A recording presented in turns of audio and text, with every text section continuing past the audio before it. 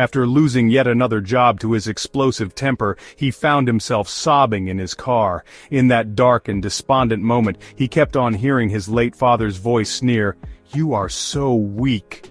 That same night, he dreamed of his ancestors, gaunt men in chains, their rage simmering silently. His therapist had once asked him, "Who taught you anger was the only way to be heard?" And when he traced his family's history, he uncovered generations of silenced pain, oppression, wars, and unspoken grief. One evening, he was finally tired of those haunting dreams and his life spiraling out of control. He decided to do what his spirit had been prompting and urging him to do for months. He decided to make peace with the warring aspects of himself. At the next family prayer gathering, he lit a candle for those men in his dreams and whispered, "I'll carry the lessons, not the wounds. I am ready to be the peace that ends this war." As he mouthed those words, he felt their grip on his throat loosen at last, and for the first time in months, he slept like a baby.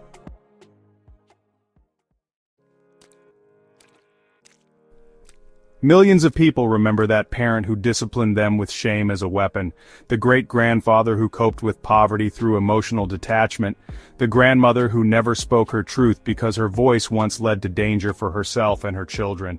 Even I remember sitting across from my grandmother one humid afternoon in late July, her hands wrinkled but steady, her voice clipped with restraint.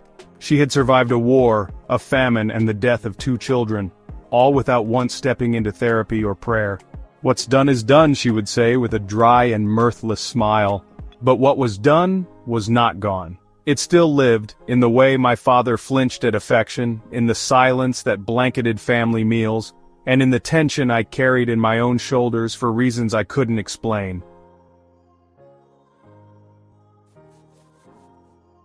We inherit more than genes from our ancestors. We inherit their unhealed wounds.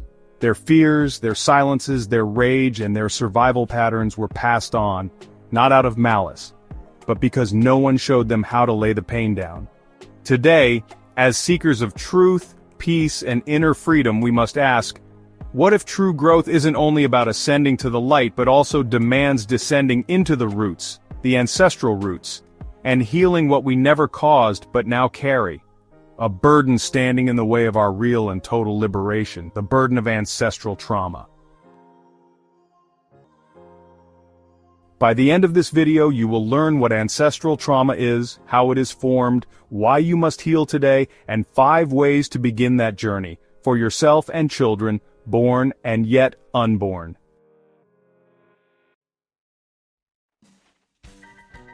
So what is ancestral trauma?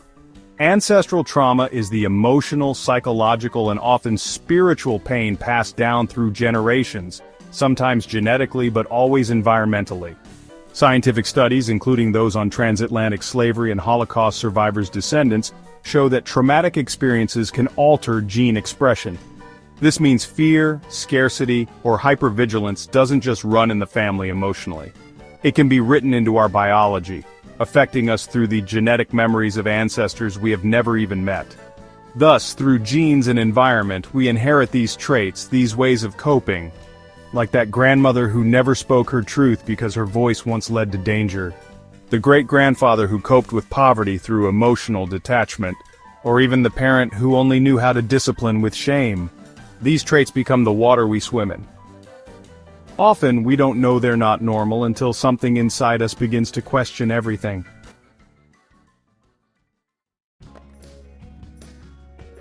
Trauma is not the enemy. The enemy is the silence, the denial you are currently using as plaster to cover the trauma. Your ancestors weren't broken people. They were survivors, men and women of honor, warriors of spirit, even if they never said a word. They tried their best to cope with and heal every trauma they passed through or even inherited. But what they couldn't heal, they passed on, through unspoken rules, emotional withholding, or explosive anger. The traumas they passed through but couldn't manage got passed on, knowingly or unknowingly. What is past, and today, the harm is less about what happened or didn't happen. It is more about what we do or don't do about them. The real danger is leaving them unnamed and unresolved. Because what we don't make conscious, accept, and resolve, we are bound to repeat.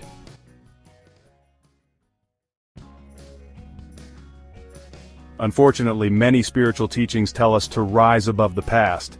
But true healers and mystics know you can't ascend while dragging unprocessed grief behind you. To fully awaken, we must become clear conduits for spirit, not clogged with invisible patterns we don't understand. We must name and heal our ancestral traumas in order to permanently weaken and nullify their harmful transgenerational effects on us, as well as our children. That is the debt we owe our ancestors and the duty we owe our future generations.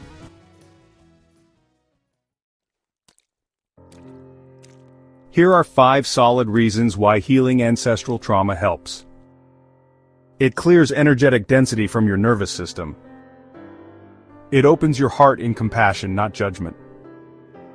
It makes your spiritual power grounded, embodied, and real. It stops generational pain from repeating itself. It gives you access to ancient wisdom and guidance from healed ancestors. Healing your lineage makes you a spiritual pivot point, a bridge between what has been and what will never be again. Will you be that bridge that others coming after you will cross to a better life? Only you can answer that for yourself.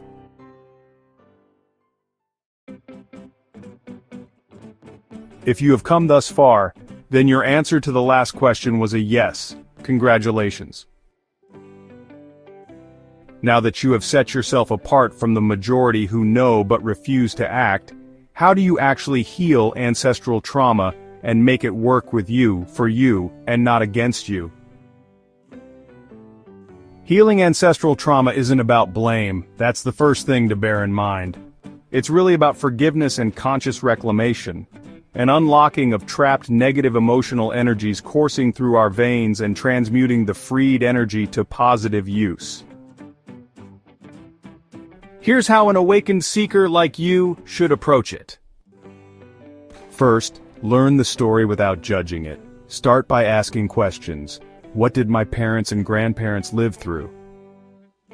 What kinds of fear or survival strategies shaped them? What patterns like control, silence, or scarcity exist in my family? Then listen for the answers that return. Not to blame, but to understand. Let the pain they return with be witnessed, recognized, and sat with. Take note of those answers because what was once a survival strategy in your family's past may now be your spiritual limitation in this lifetime, one that you must recognize and unblock. Next, use the body as an oracle. The part of your body with the most blocks and pain will be the one that gives you the greatest tension signals. Begin there. Trauma doesn't just live in memories, it lives in posture, in tension, in gut instinct. There are tools to process ancestral trauma physically, like somatic therapy, TRE or tension release exercises, EMDR, inner child and ancestor meditations, trauma-informed yoga, and sacred breathwork. A top thinker knows that the body is the altar where healing becomes felt and real. By structured movement, you are loosening tension and enthroning the flexibility of being that will free both your body and mind in due course. 3. Create rituals of connection and release. You don't have to know all your ancestors to honor them. Try a candle-lit altar with family photos, or writing letters to ancestors, expressing grief, forgiveness, or gratitude, as fire ceremonies can help burn inherited beliefs. Ritual intensifies the energy and makes healing sacred, not just emotionally but spiritually. 4. Work with your ancestors as allies. Don't just see them as sources of pain because not all ancestral energies are wounded. Some are actually waiting to support you, but not until you listen. In quiet moments, invite their guidance and ask, what do you want me to know? What strength did you pass down that I've forgotten? What pain needs to be put to rest? Your ancestors do not want you to carry their burdens into your future. That was never their intention. More than anything else, they want you to carry their wisdom, so ask and learn what those wisdoms are. Finally, step 5, rewrite your legacy. This is, in my opinion, the most powerful step. The step where you reclaim the narrative and reconstruct it into a brand new story. With the light of awareness, instead of repeating those old patterns, you take on the role of the healed ancestor. Begin by repeatedly affirming new benchmarks like, "In my line, love flows freely now. We rest without guilt. And we rise without fear." Speak your new truth with grace and power.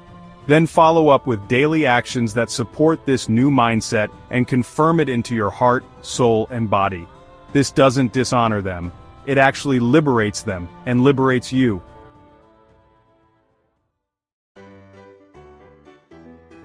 Integrating this work into your spiritual evolution isn't just psychological healing, it's energetic liberation. Every ancestor you heal inside you becomes a guide at your back, a strength in your voice, a stillness in your mind, and a softness in your heart. You don't just feel better, you become clearer, lighter, and more spiritually magnetic. You become a living prayer, not just for your foreseeable future, but for your entire lineage.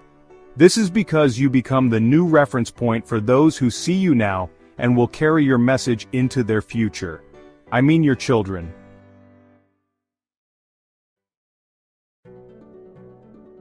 Imagine this, you sitting in stillness, aware of the rage that used to run your father, aware of the grief your mother never named, even the fear that was passed down like a family heirloom.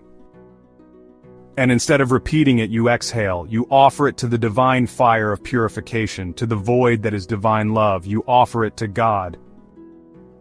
And then you whisper softly and gratefully for the first time, "It has ended with me. Now something new begins through me." That is ancestral healing. That is spiritual power reclaimed. That is how we, you and I, and everyone you share this video with, will turn the bones of the past into the light of the future. Like and subscribe if you found value in this presentation, and keep on being the earthly ripple of divine love as you remain blessed and renewed on all levels.